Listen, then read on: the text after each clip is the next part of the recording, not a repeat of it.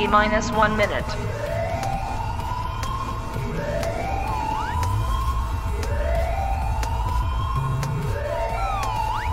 T minus 50 seconds.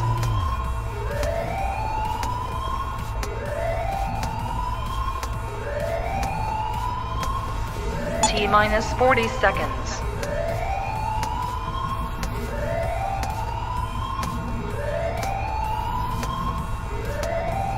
T minus 30 seconds.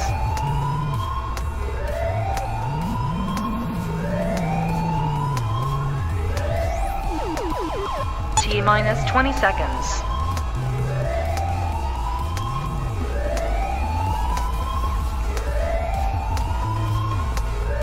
Ten, 9, 8, 7, 6, 5, 4, 3, 2, 1, 0.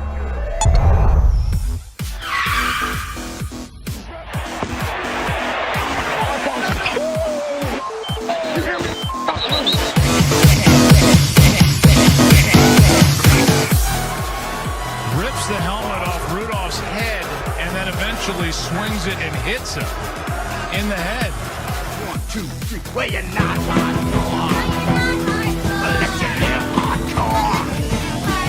And the letter of the rich was way hardcore. What's up, everybody? What's up, everybody? Happy week 5, as basically kickoff is right on top of us right now. Usually, of course, fantasy football night is typically Wednesday night on Raider Reaction, but due to hurricanes and fucked up shit over the past couple of week or half here, kind of fucked up my schedule. So we will be back on our regular schedule next week, but bear with us. Apologize, and we'll get it rolling, rocking and rolling here tonight and get caught back up with where we are as we are another week in the books, as week 5 is now behind us. It's been crazy thus far. The teams you thought would be up or down, the teams that you thought would be down or up, it's guys that you thought would be good haven't produced. It's this season is fucking screwy. You got Knoxville Assassins over in the NFC sitting at 0-4, scoring like a motherfucker. I'm sitting at 0-4 and putting up points. I lose 199 to 198 this week. Put up 207 and losing week 1. I can't get a W to save my fucking life. It's been a rough damn season for some of us. That's already painful. But let's get into it. See who the big ballers were in week 5.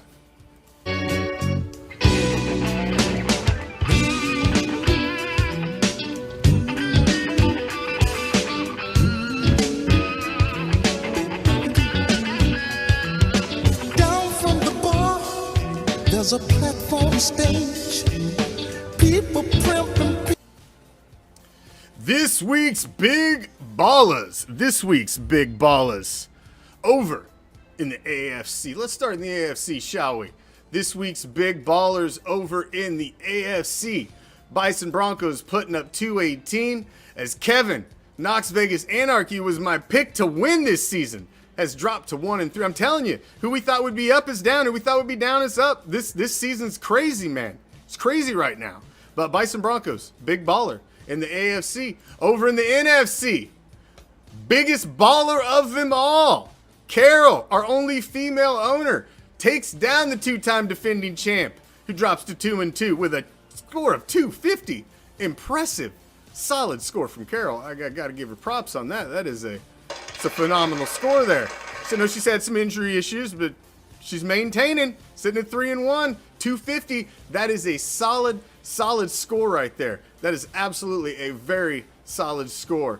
Now, you got to go to the top. We got to go to the bottom. Oop. Well, fuck, we got shit just all fucked up here. Hold on.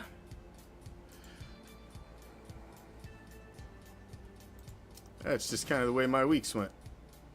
Come on, you stupid thing. There we go. We got our low ballers of the week.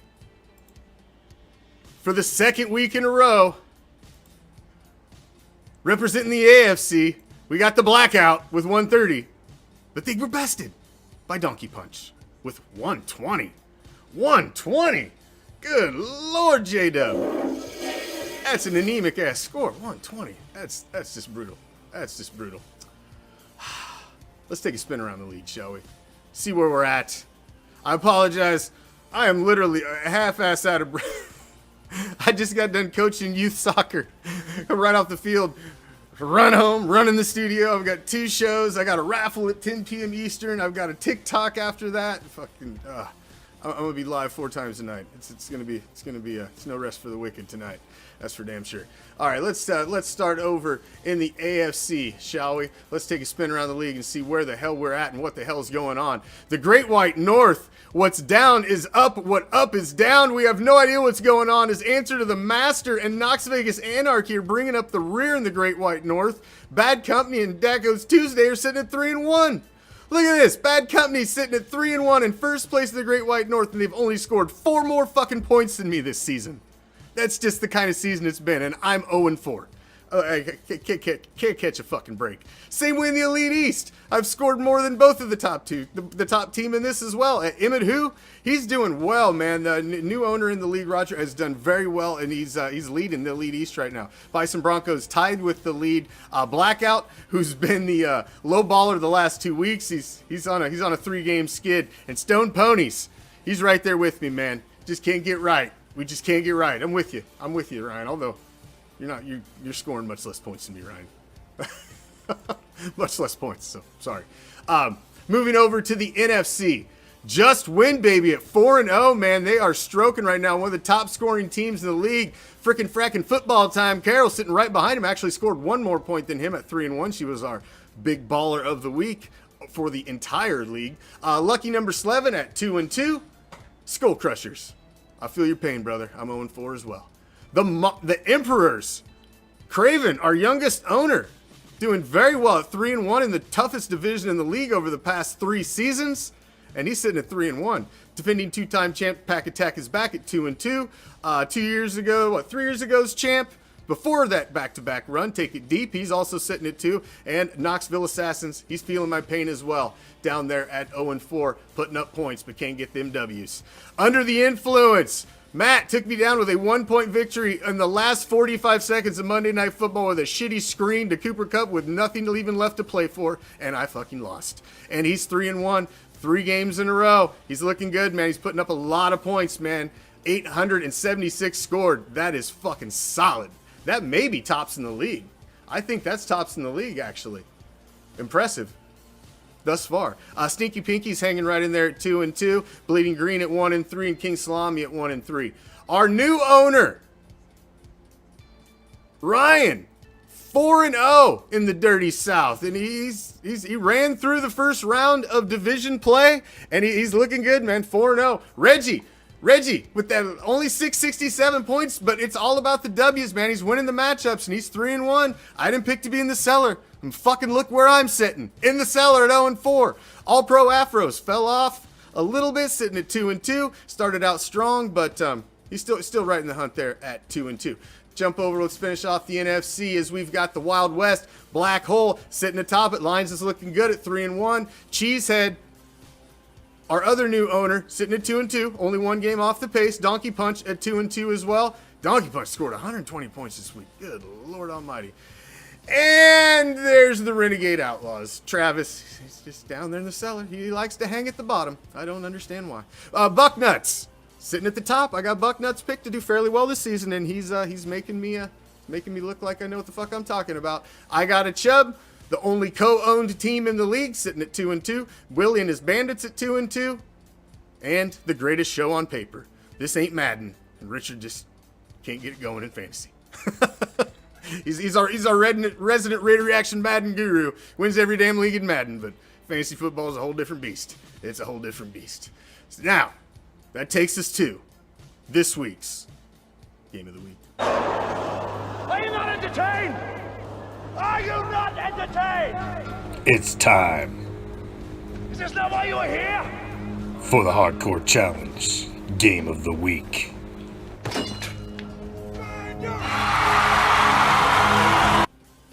This week's Game of the Week is taking place in the NFC. as we have the undefeated Just Win Baby taking on Take It Deep. These guys have only faced off one time before. That was last season. As you see, this is picked to be a fairly close game on the line graph. These guys faced off one time last season. Just Win Baby did get the victory in the only prior matchup. So this should be a very, very interesting matchup this week. Let's take a look kind of at who these guys got. You got Russell Wilson going against Lamar Jackson. Lamar Jackson has the possibility to put up points like crazy, especially in a primetime game like that. They've got solid running backs. Devontae Adams, Davis, Brooks, Amari Cooper at wide receiver. They're fairly well stocked in defense. This should be a very, very good game. And I'm picking Just Win Baby. I'm picking Just Win Baby. I think Brian's got a squad put together. He's been putting up points. I think it's going to be close. But I'm picking Brian to beat Brian. Just Win Baby will take it deep in this week's game of the week. That's my pick. Sticking to it. I wanted to jump over for some general league talk. Everything, the league's going very smooth, man. We've got some trades that have went through. No issues. I did want to remind everybody, and I think everybody already knows, it looked like by the trade that went through, those guys didn't forget. Your first round pick now is, if you're trading draft picks, it's not your 6th round pick now, it's your 7th, because we're adding that extra keeper next year. So keep that in mind if you're going to be doing any draft pick trades this season. If you want to trade your first round pick, that's technically your 7th round pick, not your 6th, like it always has been before, because the keepers come off the board first. So keep that in mind if you're doing any trades. Also keep in mind, it takes 48 hours to get any trades in. I apologize, I'm kind of rushing through this show. Like I said, I just literally came off the field of coaching 5 to 7-year-old youth soccer in the Florida Heat, and I am freaking beat right now. So kind of running through this. We will be back on a regular show schedule next week. The hurricane and everything else has just kind of fucked up my world here over the past week or so. So I apologize, but I wanted to get the show in this week because we did have some stuff to touch on, and the most important thing to touch on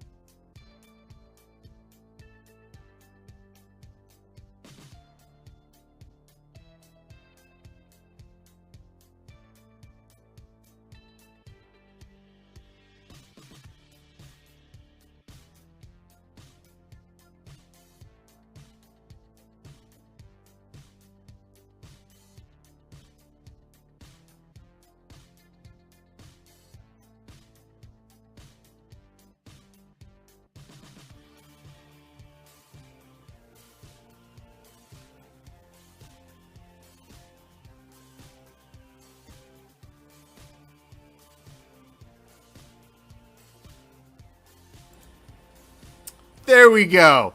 How's that? Now we got some sound. Thank you. Appreciate you. Good looking out, James. Good looking out. Switch screens. Didn't have a mic in that one. See, that's what happens. I just set up the Power 5 and I forgot to add the mic in it. All right. Good looking out, brother. Good looking out. Just Win Baby at top. Our new owner, Ryan, he took over a solid team, but he had to draft it and put it together. Fumble those TDs. Under the influence, Matt, he's looking awesome, man. He's sitting at number 3 on the Power 5. Frickin' frackin' football time. Frickin' frackin'. Carol, our only female owner, she's number 4, man. She's on the GOAT list. She's the real deal, and she's looking good. Scoring a ton of points this year. Battling through the injuries, but still putting up points. And our youngest owner in the league, Craven. 3-1. Number 5 on the league power rankings. I got to give him props. He came in, took over one of the worst historical teams in our league. I mean, they went winless. That team was run by jokers for years. He's took it over, and he's got him at 3-1, sitting atop one of the toughest divisions on an entire league perennially. So I could give him props. Congratulations, good job. Week 5, man. Kickoff's damn near here, and I've got another league show in about 20 minutes for my Raider Reaction Fantasy League show. So It's time. It's week 5. It's been a crazy season in fantasy football. Crazy. I'm telling you. What's up is down. What's down is up. The teams we thought would be good aren't. The teams we thought weren't going to be good are. It's a screwy season thus far. I am completely behind the 8 ball. I learned last year, and I think we all know, you're pretty much fucked with 6 losses. 6 losses gives you about out. I was 8-6 last year, finished on a 6-game winning streak, and still missed the postseason. If you take 6 losses, you're gambling, and you got a good chance of missing the playoffs. 5's about all you can drop. So I can basically lose 1 more game the rest of this season. That's the hole I put myself in. I'm scoring points, so I'm feeling okay, but it's all about W's, man. It's all about W's. Points do not matter in football. Points are great. You need to score more points than the other guy to get the W, but you don't get rewarded for putting up a bunch of points and losing. No. I'm a firm believer in that. In fantasy football and any kind of sport. That's horse shit. That's rewarding for losing. That's participation trophy mentality. Fuck that. No way. I do not agree with that thought process whatsoever. That's like saying the Detroit Lions should get half a fucking W last week because they put up 40 plus points in a shootout. No. No matter if you put up 60. You still lost. It doesn't matter. Just like me last week. I put up 198 and lost. I put up 207 this year and lost. I lost because the other guy did better. You don't get rewarded as a cumulative effort and a participation trophy at the end. No. That's not the hardcore challenge. And that will never happen here. Ever. I will firmly say that. I am dead set against that. So, kickoff is here. Week 5 is here. I apologize for the not being on the regular night, but we will be back on Wednesday nights at our regular scheduled showtime next week. Until then, ladies and gentlemen, good luck, game on, and get ready for week 5. Are you ready for the challenge? I hope you are.